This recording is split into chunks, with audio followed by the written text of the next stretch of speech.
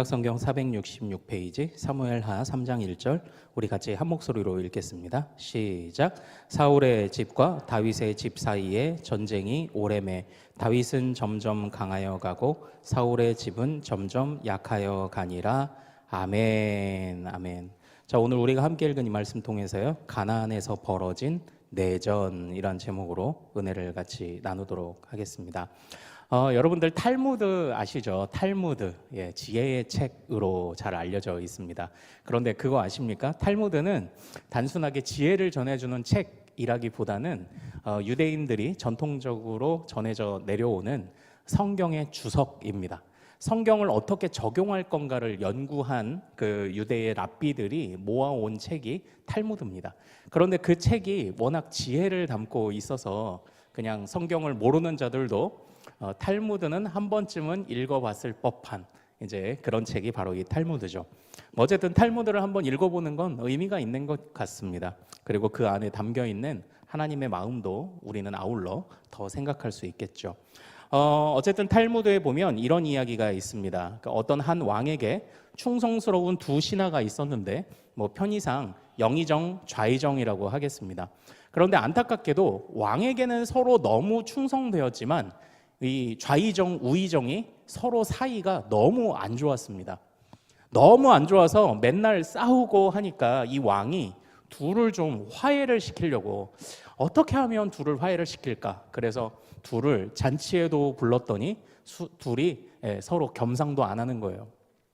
또 둘에게 또 따로 불러서 타이르기도 했지만 그 관계가 회복이 안 되는 겁니다. 사람이 한번 이렇게 돌아서면 마음이 다시 돌아서는 게 이게 쉽지가 않은 것 같아요. 그래서 이 왕이 여러 방법을 써도 안 되고 하니까 그때에 이 두 사람들을 불러서 이렇게 말했습니다. 내가 아무리 모아둔 방법을 써도 너희가 도저히 가까워지지 않으니 내가 고민하다가 생각해낸 마지막 방법이 있다. 이 중에서 누구든지 제일 먼저 와서 나에게 무슨 소원을 말하든지 내가 그 소원을 들어주겠다. 그러나 그 다음 사람에게는 그것의 갑절의 소원을 들어주겠다. 이렇게 얘기를 한 거예요. 그러니까 사실 왕이 이렇게 얘기한 거죠. 좌의정이 와서 저한테 억만금을 주십시오. 이렇게 하면 그걸 주고, 그리고 두 번째 오는 신하에게, 우의정에게 그러면 2억만금을 주는 거니까 이게 뭐예요? 이게 먼저 오는 게 좋은 겁니까? 나중에 오는 게 좋은 겁니까? 나중에 오는 게 이제 좋은 거잖아요. 그러니까 둘 중에 하나 누가 마음이 움직이면은 먼저 오겠지. 그러면 아유, 그래도 당신 때문에 내가 당신이 말한 것보다 2배의 2억만금을 받았어. 이렇게 하면서 둘이 좀 이렇게 화해하려나. 그래서 이제 마지막 이 방법을 생각해낸 거예요. 근데 하루가 지나고 이틀이 지나고 사흘이 지나고 하는데 아무도 안 와요. 눈치만 보고 있겠죠. 먼저 말하면 억만금인데 참 그것도 대단한데 나중에 말하면 2억만금일 테니까 안 오는 겁니다. 그러다가 어떤 한 신하, 편의상 우의정이라고 하겠습니다. 우의정이 왕을 찾아왔습니다. 이 왕은 기뻤습니다. 그래, 우의정아, 네가 드디어 마음을 열었구나. 그래, 네가 이렇게 좀 하면 좌의정이 얼마나 마음이 좋겠냐. 그러니까 우리가 이렇잖아요. 그 철길처럼 평행선이 있는데 이 평행선은, 철길은 영원히 만나지 않아요. 누군가가 마음을 이렇게 기울여주면 그때부터 언젠가는 만날 것을 기대하게 되죠. 그러나 이 워낙 평행선이었던 이 두 사람 사이에 그래도 우의정이 먼저 찾아온 겁니다. 그래, 우의정아, 네가 저 좌의정을 위하여 마음을 기울여주기로 마음먹었구나. 네 소원을 말해봐라. 무엇이든지 들어주겠다. 그리고 그 좌의정에게는 갑절의 선물을 주며 네가 베푼 은혜라고 내가 이렇게 얘기를 하겠다라고 이렇게 얘기를 한 거예요. 그런데 안타깝게도 이 우의정이 찾아와서 그러면 되잖아요. 아, 저한테 억만금을 주십시오. 그러면 자기도 억만금 받고 그 다음 사람한테도 자신의 호의를 이제 좀 보이고 은혜를 보이고 하면 좋겠지만 이 우의정이 와서 왕에게 이렇게 말했습니다. 왕이시여, 저의 눈 하나를 뽑아주십시오. 이렇게 얘기를 한 거예요. 이해하시겠어요? 예. 그러면 어떻게 되는 겁니까? 이 우의정이 눈을 하나 뽑히면 좌의정은 어떻게 해달라는 거예요? 양눈을 다 뽑아달라는 거죠. 예. 사람의 마음이 그렇더라고요. 이제 이 이야기를 보면서요, 참 다양한 생각이 들었습니다. 참 인간의 마음, 욕심이라는 것, 그리고 또 굳어진 마음이라는 것, 참 그런 것들 다양한 생각이 드는 그런 이야기였습니다. 내 눈을 빼주십시오. 진짜 상상도 못했죠. 사람이 이렇게 화해하는 것도 어려운 것 같고요. 또 이렇게 또 욕심을 부립니다. 어쨌든 내가 저 사람보다 손해보고 싶어하지 않는 그런 욕심들이 우리 안에도 있는 것 같습니다. 오늘 우리가 읽은 이 3장 1절의 말씀을 보면요, 언뜻 보면 감격스러운 말씀입니다. 왜냐하면 사울의 집은 점점 쇠하여 가고 다윗의 집은 점점 흥하여 간다는 그런 말씀이 기록되어 있기 때문입니다. 그런데 안타깝게도 그 앞전에 등장하는 2장의 내용들을 보면요, 사실은 이 이야기, 3장 1절의 이 이야기, 다윗이 점점 강하여져 가는 이 이야기가 좀 씁쓸하게 들립니다. 왜 그럴까요?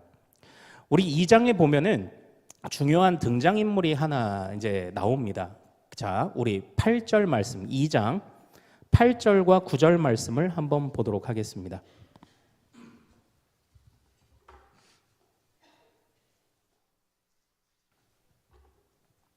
자, 2장 8절과 9절 말씀 같이 한번 읽겠습니다. 시작.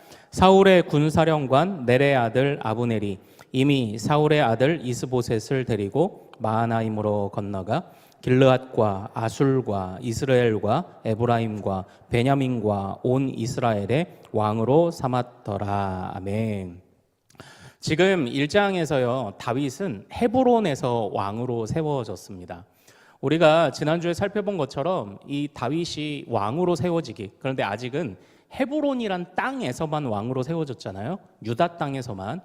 그러나 그럼에도 불구하고 헤브론에서 왕으로 세워졌던 그 다윗의 모습이 의미가 있는 것은 이 헤브론이 그의 조상들에게 약속을 주셨던 하나님의 상징적인 장소였고, 그리고 이 헤브론이 어떤 성이 있다고 했죠? 도피성이 있는, 그래서 하나님께서 안식처가 되심을 드러낼 수 있는, 그래서 다윗에게 너는 도피성과 같은 왕이 되어라, 이제 그런 말씀을 주시는 메시지도 우리가 살펴보았습니다. 그러면서 지나온 날들, 또 이 헤브론에 있는 사람들과 이 다윗이 잠깐 스쳐 지나가는 적이 있었죠. 왜냐하면 전쟁에서 이기고 남은 전리품을 헤브론에, 자기가 거쳐왔던 헤브론에게도 나눠주면서 또 그 헤브론 사람들에게 호의를 얻었던 적이 있었다는 바로 그런 이야기들을 지난주에 나누었죠. 그래서 참 버릴 것 없이 참 하나님이 다 사용하시고 다 갚아주시는 은혜를 맛보지 않았습니까? 그런데 이제 이 헤브론에서 시작된 다윗의 왕권이 이제 쭉쭉 뻗어나가면 좋은데, 이 헤브론의 이야기가 나오고 바로 3장 1절 우리가 읽은 말씀처럼 바로 사울의 집은 약해가고 다윗의 집은 강해갔다는 이야기가 바로 나왔다면 사실 이 3장 1절은 그래도 굉장히 기쁜 이야기가 될 겁니다. 굉장히 은혜로운 이야기가 될 겁니다.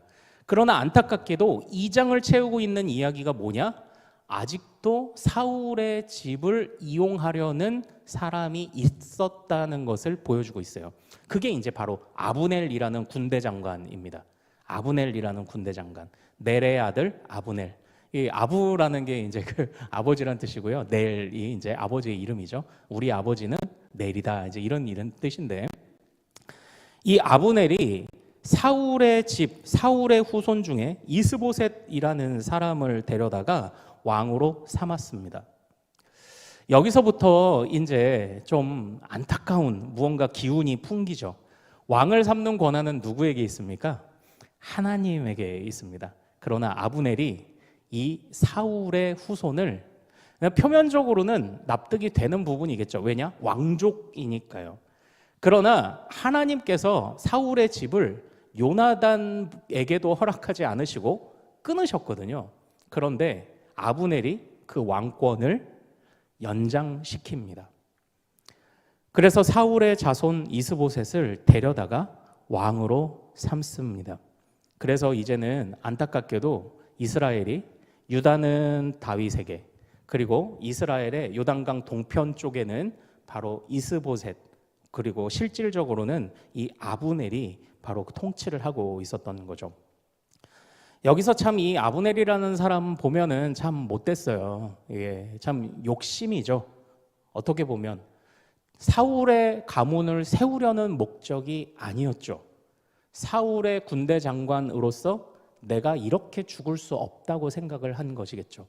그래서 사울의 자손 중에 한 명을 데려다가 다시금 자기 세상을 만들기 위해 애썼던 자가 바로 이 아브넬입니다. 어찌 보면요, 하나님 앞에서 이 요나단은 하나님 앞에서 욕심을 부리지 않았죠. 하나님의 말씀 앞에서 자신을 그냥 드렸죠. 그러나 사울은 욕심을 부렸습니다. 그런데 이 아브넬도 그가 모시던 그 왕 사울처럼 똑같이 욕심을 부리고 있습니다. 다윗이 잘 되는 꼴을 못 보는 것이죠. 예, 왜 그렇습니까? 다윗에게 자기가 갔을 때 뭐 어떻게 될지 모르기도 했겠지만 지금처럼 다윗에게는 이미 요압이라는 충성된 일꾼이 있었고 군대 장관이 있었기 때문에 아마 사울의 집에서 자신이 누리던 만큼을 누리지 못할 것이라고 생각을 했었을 것입니다. 사실 쉽지는 않을 거예요. 쉽지는 않을 겁니다. 내가 누리던 것들을 똑같이 더 이상 누리지 못하게 된다라는 것이 사실 우리가 살아가면서도 큰 절망을 주는 그런 부분들 중에 하나죠. 그러나 지금 이 역사는 하나님이 직접 선지자들을 통해 밝히 말씀을 하시는 때였습니다. 그러므로 하나님의 뜻은 명확하게 드러나고 있었습니다. 그런데 그곳에서 자신의 의지로 왕을 세우던 이 아브넬은 분명히 하나님 앞에 죄를 짓고 있었던 것입니다. 그래서 이 이후에 어떤 일이 벌어지냐, 결국은 이 헤브론을 중심으로 하는 다윗 중심으로 하는 유다와 그리고 이 이스보셋, 실질적으로는 아브넬이라는 군대 장관을 중심으로 하는 이 두 진영 사이에 내전이 이제 일어납니다. 제 친한 분들 중에 아프리카에서 이제 선교하시는 분들이 좀 계세요. 예, 뭐 시에라리온 이런 이름 들어보셨죠? 예, 시에라리온, 뭐 르완다, 에스와티니, 뭐 이제 이런 이름들을 들어보셨을 텐데요. 이런 알만한 이름들을 여러분이 들어보신 이유가 무엇인지 아십니까? 뉴스에 많이 나오기 때문이에요. 뉴스에 왜 많이 나올까요? 대부분 내전을 겪었기 때문입니다. 그 안에 그런 나라들은 다이아몬드니 이런 자원은 있는데 개발할 수 있는 기술은 없잖아요. 그런데 그걸 가지고 서로 피해 혈전이 벌어지는 거죠. 내전이라는 것은 참 무섭습니다. 한 나라를 망칩니다. 수많은 사람들을 죽게 만들고 어린 소년들을 잡아다가 환각제로 그 소년들을 환각제를 먹여가며 훈련시키고 살인 기계로 만드는 일들을 자행했던 게 내전입니다. 같은 핏줄이고 또 같은 나라고 그런 거 없어요. 내전은 서로가 이기기 위해 애를 씁니다. 그런데 지금 이 아브넬의 욕심으로 인해서 이스라엘의 그 내전이 벌어졌던 거죠. 그런데 이런 내전 속에서 어떤 일이 벌어지냐? 그때에 요압, 다윗의 그 충실한 장수였던 요압의 동생 아사엘이 그때 죽임을 당하게 됩니다. 이렇게 또 가족을 잃는 그런 일도 있고요. 서로 죽고 죽이는 그런 안타까운 일들이 2장 마지막까지 계속 이어집니다. 그리고 나서 3장 1절에 이렇게 말하고 있는 거예요. 3장 1절을 우리 가서 다시 한번 읽어보도록 하겠습니다. 자, 3장 1절, 자 시작. 사울의 집과 다윗의 집 사이에 전쟁이 오래매 다윗은 점점 강하여 가고 사울의 집은 점점 약하여 가니라. 자, 여러분들 어떠십니까? 이러한 일이 있은 이후에 다윗의 집이 점점 강하여져 간다라는 이 기록이 등장하고 있습니다. 내전이 있었지만 다윗이 그래도 강해져 가는구나라고 생각하며 긍정적인 서술인 것처럼 생각할 수 있지만 안타깝게도 사무엘하 3장에서 이어지는 이야기들을 보면요, 어떤 이야기가 이제 등장을 합니까? 바로 요압이 그 아브넬을 살해하는 장면이 벌어집니다. 자기 동생을 죽인 아브넬을 살해합니다. 그 전에요, 또 놀라운 일이 무엇이 있었냐면요. 우리 3장으로 좀 한번 가볼까요? 네, 3장. 자, 3장 8절과 11절을 한번 같이 읽어보겠습니다.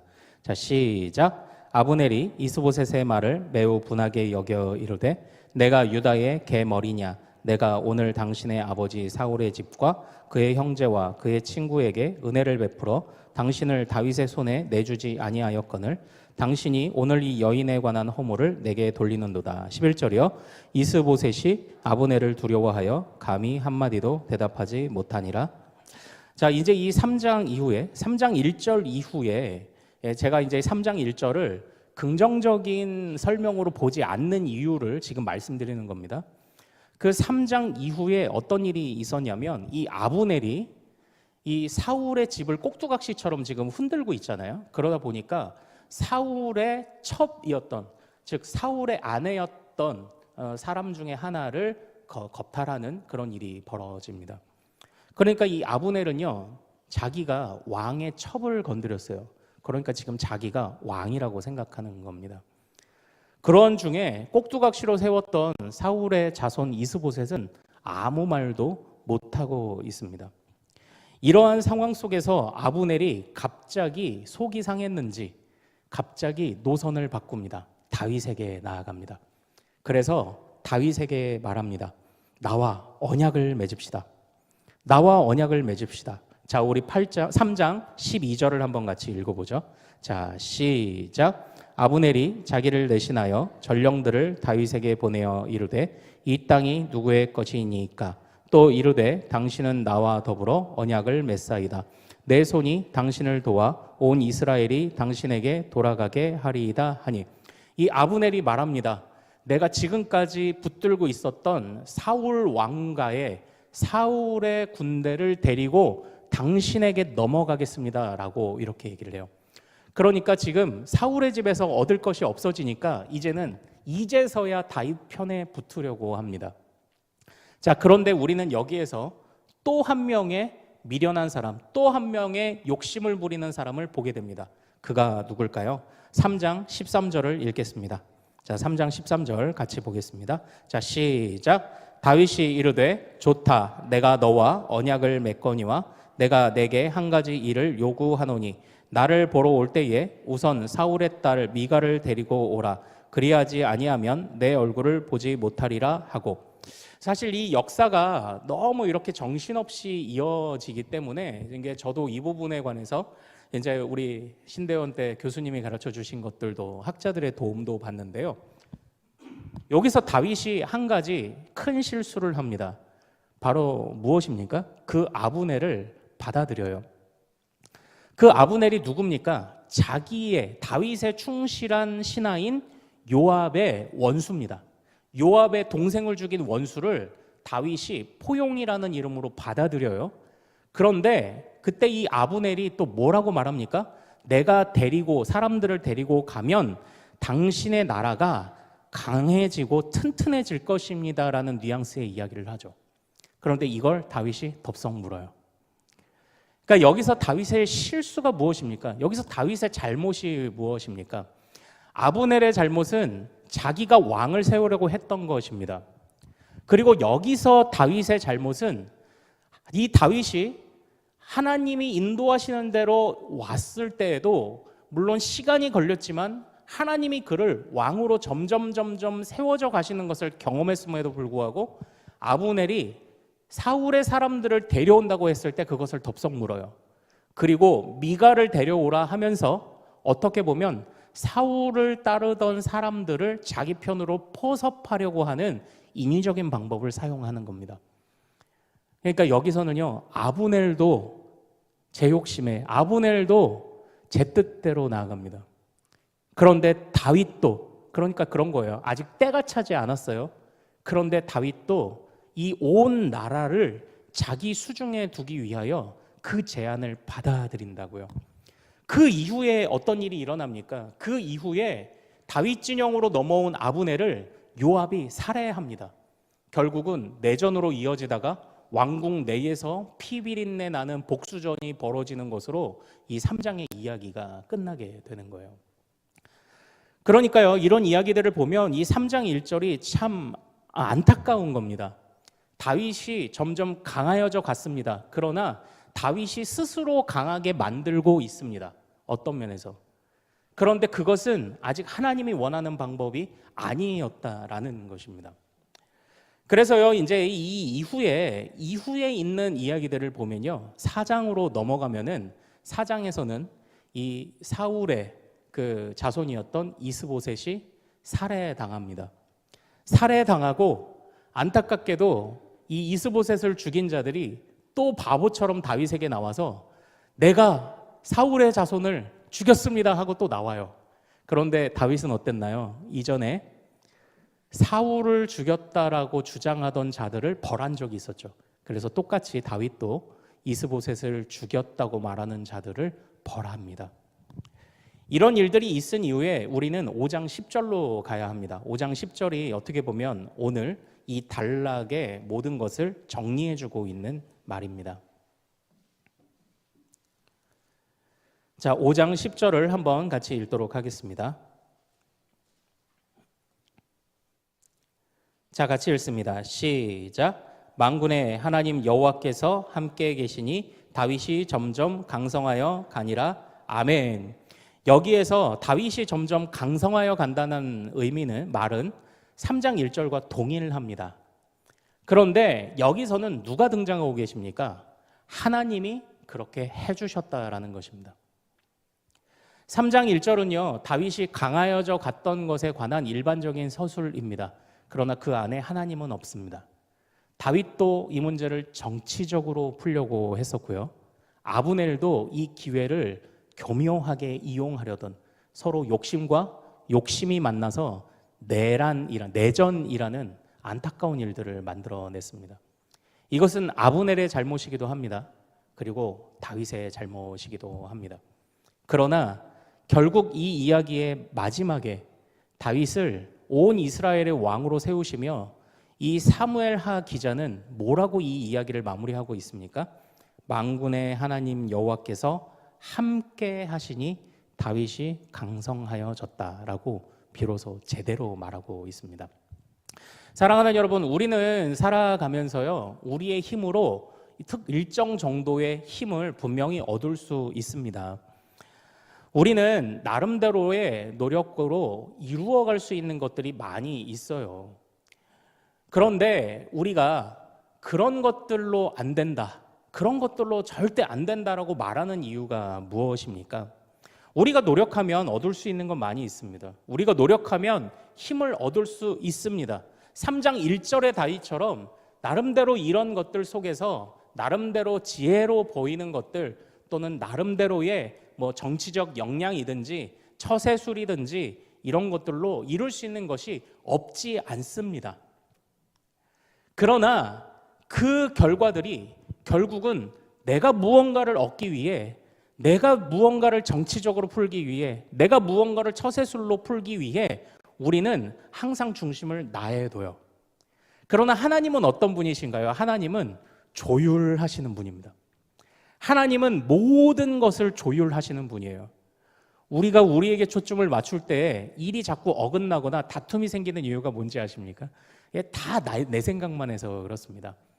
그러나 시간이 걸렸더라도 하나님께서는 이 다윗이 그 사울을 죽일 수 있었던 기회조차도 참게 하시고 시간이 걸렸지만 그 속에서 자연스럽게 상황들을 조율해 나가고 계십니다. 자연스럽게 그 속에서 하나님이 다윗을 저절로 인정받게 하셨습니다. 그러나 다윗이 욕심을 부렸던 한순간, 거기에 아브넬이 맞장구를 쳐줬던 그 순간 결국 이스라엘은 내전을 겪게 되었던 거죠. 우리는요, 나름대로 이 사람과 저 사람이 다투면 처음에 말씀드렸던 왕처럼 조율을 하려고도 합니다. 해야 합니다. 우리는 화해와 평화의 사람이 되어야 하는 것은 맞습니다. 그러나 처세술로 안 돼요. 정치로 안 되더라고요. 절대 그런 걸로 가까워질 수가 없습니다.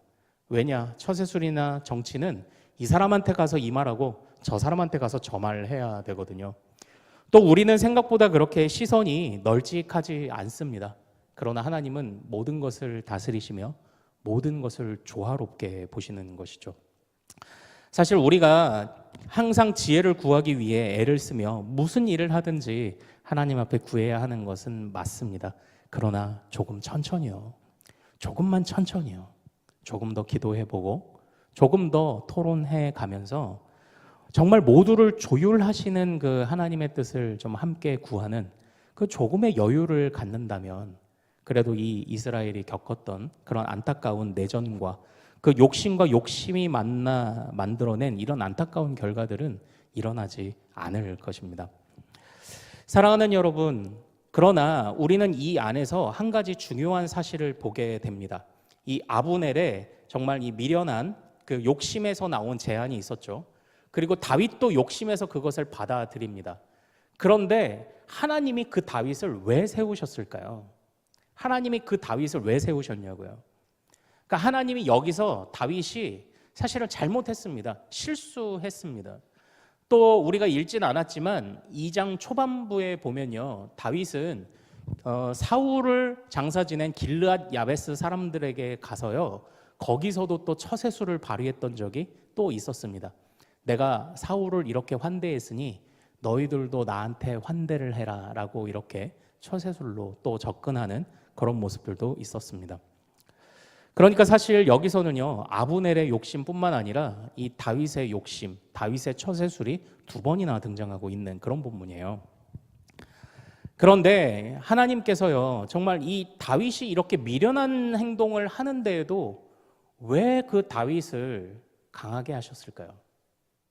왜 그 다윗을 하나님이 온 이스라엘의 왕이 되게 하셨을까요? 다른 이유는 없습니다. 이 이야기는 다윗의 위대함을 보여주는 본문이 아닙니다. 하나님께서 그의 약속을 신실하게 이루어 가시고 있다는 것을 보여주는 본문이죠. 그러므로 우리는 이 이야기에서요, 그러면 우리도 다윗처럼 뭐 때로 그냥 막 살아도 되겠네? 아니요. 그건 죄를 짓는 거고요. 그러나 우리는 성실하게 열심히 살려고 한다 해도 하나님 앞에 부족할 것입니다. 그러나 여기에 소망이 있습니다. 하나님은 하나님의 약속을 이루어 가신다는 겁니다. 하나님은 하나님의 약속을 이루어 가신다.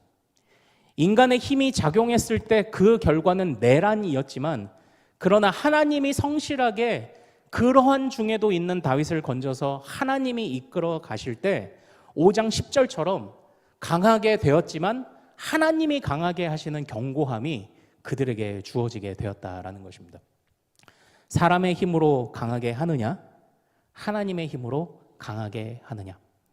사랑하는 여러분, 오늘날 우리는요, 이 하나님의 나라의 작은 샘플이라고 하는 교회에 관하여 우리는 이것을 중요하게 적용해 보아야 합니다. 오늘날 이 교회를 향하여 품는 많은 꿈들과 또 교회를 향하여 갖는 기대감들, 무엇이 잘못됐겠습니까? 교회가 다시 부흥을 이루고 교회가 다시 또 이전의 열정들을 회복하고 그런 소망들이 무엇이 잘못됐겠습니까?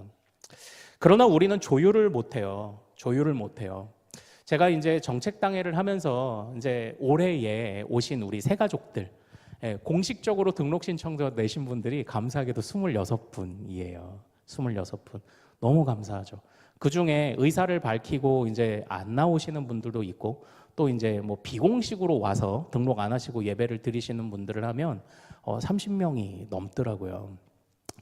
그런데 여러분들, 제가 이제 그런 모습을 보면은 감사하기도 하고 또 숙제가 생기죠. 또 숙제가 생기죠. 이분들을 어떻게 잘 양육할까 그러는데, 제가 그걸 보면서요, 한 가지 조금 안타까웠던 것은 있었어요. 새 가족들이 많이 오는데 왜 안타까울까요? 초신자가 몇 명 없어요. 초신자가. 그러니까 대부분 이제 수평 이동인 거예요. 우리 교회가 부흥하기를 바라죠. 부흥하기를 바라지 않는 목사가 어디 있습니까? 그러나 수평 이동, 이제 왜 많은 큰 교회들은 우리 교회는 수평 이동을 받지 않습니다라고 선언을 하기도 하잖아요. 어떻게 보면 이제 저와 친한 목사님 중에 한 분도 그 예전에 친하게 지냈던, 뭐 연락은 좀 끊어졌더라도 그 분당 우리 교회에서 분립 개척할 때에 교회를 하나 담당해서 개척을 하셨더라고요. 그런데 그분들 인터뷰들이나 이런 교회들을 한번 이렇게 찾아가서 보니까요, 우리는 수평이동을 받지 않습니다. 그렇게 분립개척한 교회들이 다 큰 교회가 아니거든요. 그런데 거기에 써놨어요. 우리는 수평이동을 받지 않습니다라고. 사랑하는 여러분, 한번 질문해 볼게요. 우리 교회에 새 가족이 많이 오기를 바라십니까? 그런데 만약 우리 교회가 초신자만 받기로 한다면 여러분들은 어떨 것 같으십니까? 아마 우리 교회는 부흥이라는 것을 달성하는데 굉장히 많은 시간이 걸릴 겁니다. 아니요, 현상 유지도 어려울 수도 있습니다. 그러나 저는 좀 고민해요. 그게 그래도 이 경동에서 제일 큰 교회라고 하는 우리가 가져야 되는 조율이라는 태도가 아닐까? 그래도 그게 조금 더 하나님께 그래도 조금 더 다가가는 생각 아닐까? 물론 그렇다고 해서 이제 다른 교회에서 오시는 분들은 이유가 있을 겁니다. 이사 오시는 분들도 있을 것이고 또 이전에 받았던 상처, 뭐 우리 교회에서도 떠나보내는 분들이 많이 있었으니까요. 고민은 됩니다. 그러나 우리도 조율을 생각해야죠. 이 경동노회 안에 이 80여 개, 특별히 포항시 안에 40여 개의 교회 중에 거의 25개 이상은 미자립 교회인 이 현실 속에 우리 교회는 어떻게 화해와 평화의 역할을 감당할 수 있을까요? 우리는 어떻게 조율하시는 하나님과 더불어 살아갈 수 있을까요? 고민이 필요하더라고요. 고민이 필요해요. 물론 우리가 수평이동 하시는 분들을 안 받는 게 인위적이다, 받는 게 인위적이다, 단순히 그렇게 말하는 것은 아닐 것입니다. 그러나 고민은 한번 좀 해보게 되는 것 같아요. 하나님께서 이끌어 주시기를 기대하며 잠시 우리가 조금 여유를 가지고 갈 수 있느냐. 우리가 초신자가 왔을 때도 잘 양육하고 끌어안을 수 있는 그런 교회가 정말 될 수 있느냐.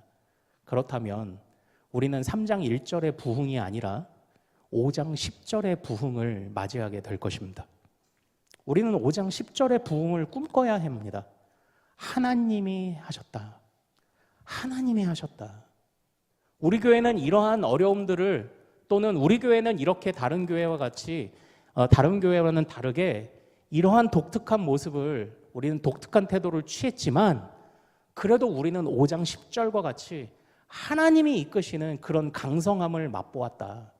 저는 오늘날 우리 교회를 향해서 이런 질문을 던져야 한다는 생각이 오늘 이 말씀을 통해서 조금 들더라고요. 사랑하는 여러분, 또 어떠십니까? 물론 우리의 삶에도 이런 부분을 적용해 볼 때요, 그런 것 같아요. 우리가 이제 앞에서 저도 이제 욕심하지만, 그러나 또 생각해 보면 우리가 뭐 욕심을 부리면 뭐 얼마나 욕심을 부리겠습니까? 그냥 조금 삶이 편안했으면, 그리고 조금 내 가족을 조금 더 챙겼으면 하는 그런 것들이잖아요.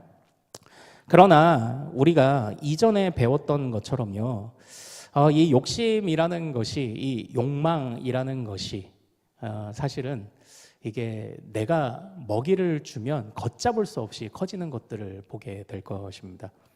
그러므로 하나님 앞에서 우리의 마음을 항상 점검하는 것이 중요하겠죠. 3장 1절도 물론 좋습니다. 다윗의 집이 점점 강하여져 갔다. 그것도 좋습니다. 그러나 그 안에 하나님이 주시는 5장 10절에 하나님이 강하게 하셨다는 그런 고백이 우리 교회와 우리 가정 안에 나타날 수 있기를 소망합니다. 우리 같이 기도하기를 찬양하고 기도하기를 원하는데요. 자, 선한 능력으로 그 선한 힘에 고요히 감싸여 그 놀라운 평화를 누리며 나 그대들과 함께 걸어가네, 그대들과 하늘을 여네.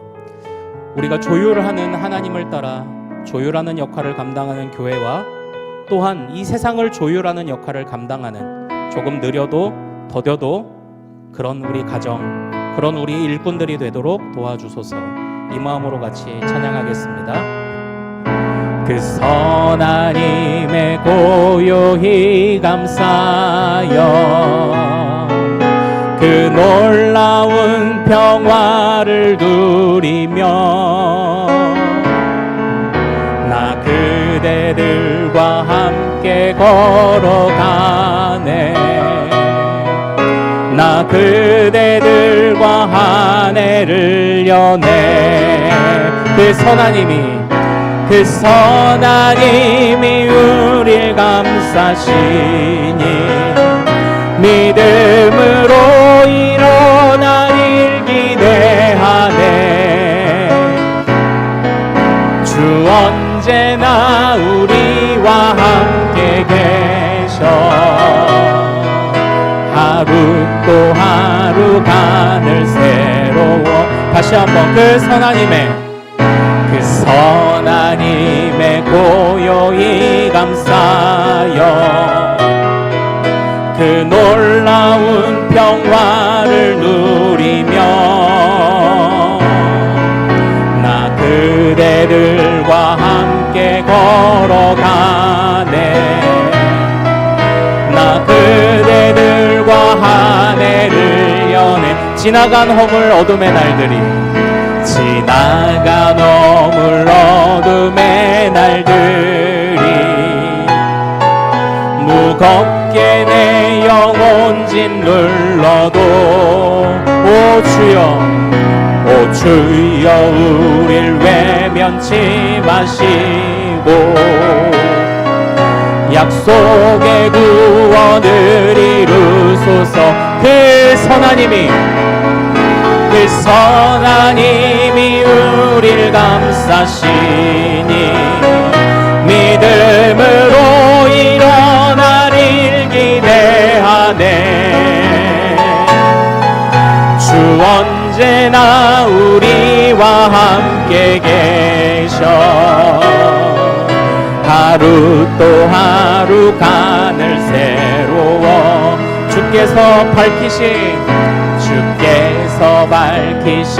작은 촛불이 어둠을 헤치고 타오르네. 그 빛에 우리 모두 하나 되어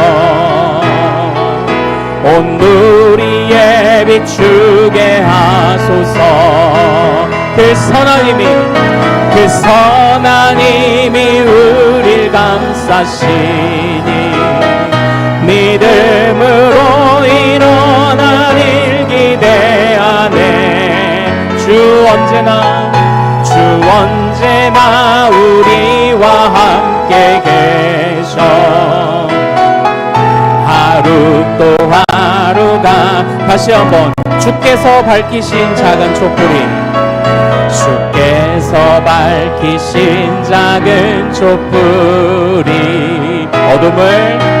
어둠을 헤치고 타오르네.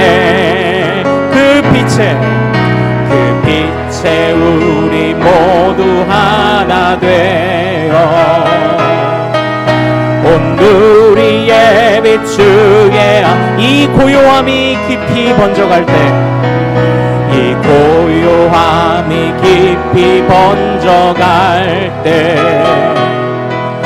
저 가슴 벅찬 노래 들리네. 다시 하나가 되게 이끌소서. 당신의 빛이 빛나는 이 밤. 그 선하님이 우릴 감싸시니 믿음으로 일어나릴 기대하네. 주 언제나 우리와 함께 계셔. 하루 또 하루가 그 선하님이 우릴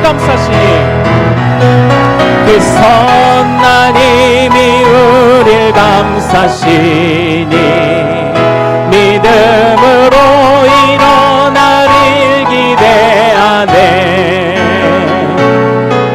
주 언제나 우리와 함께 계셔.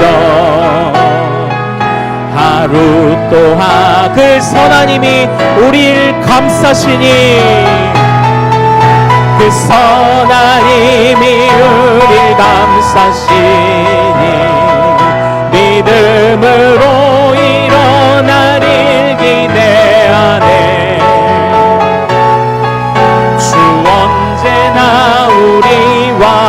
함께 계셔 하루 또 하루가 늘 새로워. 우리 오늘 주신 말씀을 마음에 새기며 우리 기도 제목 첫 번째 페이지 같이 선포할까요? 자, 시작. 욕심을 버리게 하소서. 하나님께서 이끄시는 계획에 순종하게 하소서. 우리의 힘과 노력이 우리의 열매를 결정하지 않음을 알게 하소서. 내려놓음을 말하지만 말고 내려놓게 하소서. 우리가 강하게 되면 좋습니다. 잘 되면 좋습니다. 그러나 3장 1절이 아니라 5장 10절처럼 하나님의 도우심으로 하나님의 때에 강하게 하옵소서. 우리가 이 기도를 같이 올려드릴 수 있기를 소망합니다.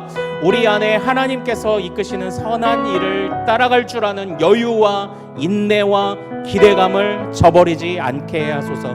욕심을 버리게 하소서. 주님의 계획에 순종하게 하소서. 주여, 이런 크게 한번 부르고 같이 기도합니다. 주여! 고마우신 아버지 하나님,